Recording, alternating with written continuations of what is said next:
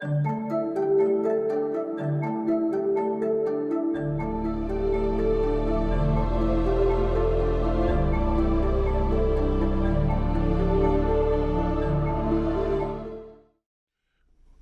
hello everybody, and thanks for tuning in. I decided to do a brief video on framing and to show you how I've been going about doing a lot of my framing for my targets recently.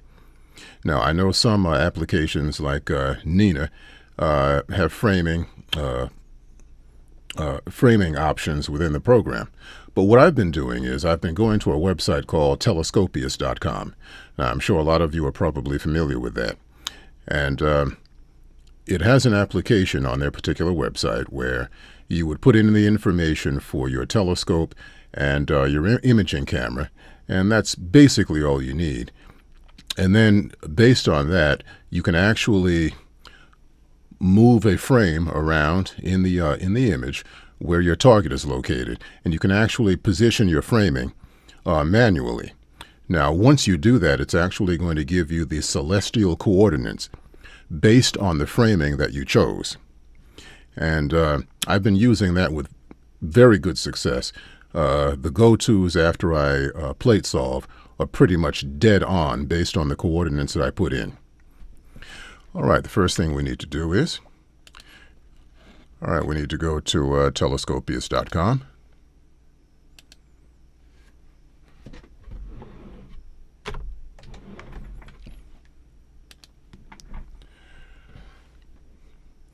All right, now once you get to the home page here, what you would do is you would go up to the upper right corner and you would put in the name of your target.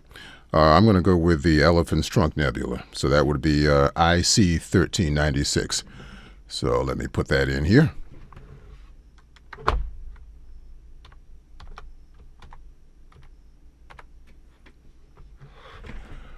All right, and as you can see, it's come right up, IC 1396, the Elephant Trunk Nebula.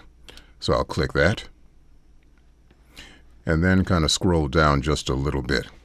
Now, this is where this really comes in handy, because the Elephant's Trunk Nebula, if you put in IC 1396 and you click Go To, it's not actually going to take you to the elephant's trunk. It's going to take you to another part of the nebula, which is off to the side.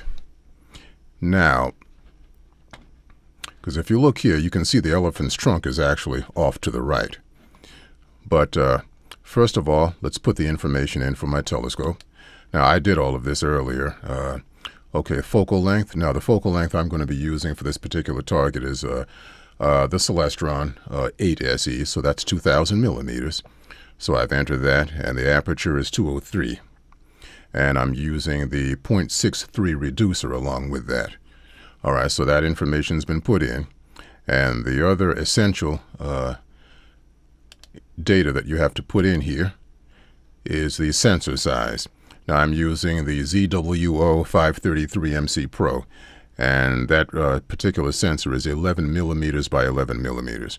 And as you can see, I have that in here, 11 millimeters by 11 millimeters. I don't bother to put in the sensor resolution or the cropping. Everything comes out perfectly just with the information that I've entered. And based on that, now we can begin actually starting to frame. And as you can see, the elephant's trunk was off to the right. And this is exactly pretty much what you're going to get if you actually do a go-to based on IC 1396. And then after that, you'll have to actually try and locate the elephant's trunk after that. So let's do the framing here. And let's just say, all right, that's good right there. Just for illustrative purposes. I like that framing. That's good. Now, look to the bottom, right here. And it's actually giving you the celestial coordinates of the framing that I just chose. And I'm going to write these parameters down. All right, the RA is 21. All right, and the next 35 and 25. Now the deck is 57, 29, 58. And that's all the information that you need. Now I'll close out telescopius.com, and I use Astrophotography Tool as my imaging software, my capture software. So I will go there now, and let's open up Astrophotography Tool.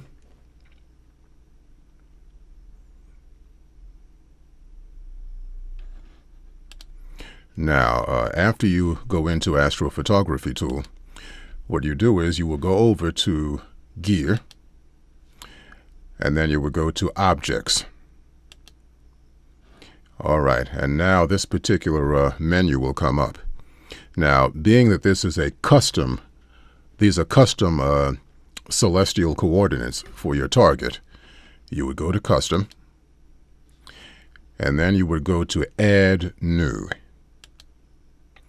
All right. Now, based on this, you would put in the object. The object would be IC 1396, and then I would put in the Elephant's Trunk Nebula. I'll go ahead and do that.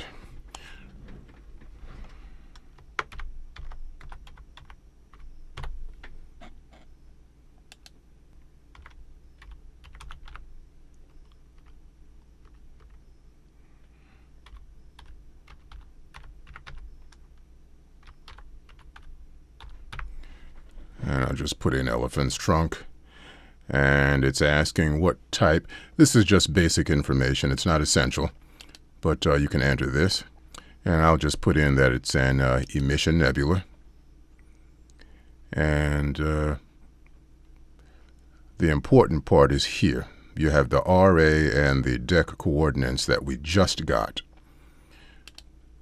So right here, I will put in the RA information. RA is 21, 35, 25. So 21, and then you would put a colon after that, colon, 35,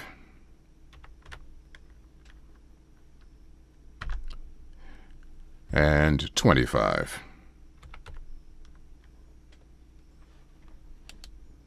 All right, now that's done. Now you need to enter the information for the deck, and that would be 57, 29, 58.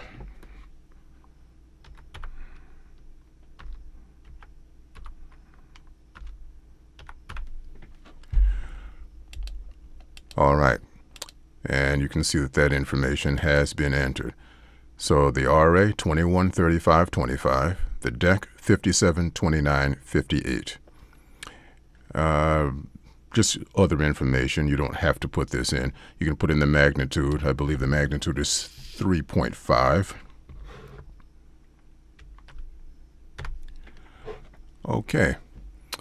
And click Save. Now, after you click Save, you can look here and you can see that that particular target has been entered. IC 1396, Elephant's Trunk. It's an emission nebula, and here are the RA coordinates, 21, 35, 25, and here are the deck coordinates, 57, 29, 58. And at that point, the only thing that you do is you click OK. Now, if you look in the in the Gear tab here, you can see that those coordinates have been put in. The RA 21, 35, 25, and the deck is here, 57, 29, 58. And that's pretty much all that there is to it. And if the telescope were connected, the only thing that you would do now is click Go To. And after that, I always plate solve, and that really fine-tunes the Go To. And I found that the go-to is pretty much dead on the custom coordinates that I developed at telescopius.com. So I found this to be very helpful, and I think you will also if you're not using something similar to that right now.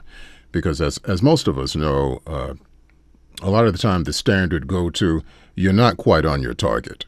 And And also trying to frame something with the standard go-to sometimes can be a bit of a pain. But using this along with plate solving really makes it a breeze. Now, as I said, you have other capture software that has the ability to do the framing as well. I'm not that familiar with Nina. I do have it installed on my computer, but I'm actually yet to use it. So I really can't comment on that. But this is what I use in Astrophotography Tool. And as I said, I love it, and I'll probably continue to use this. It's been a tremendous help. All right, I guess that's it for this video. I just wanted to do a brief video on and show you how I do my framing.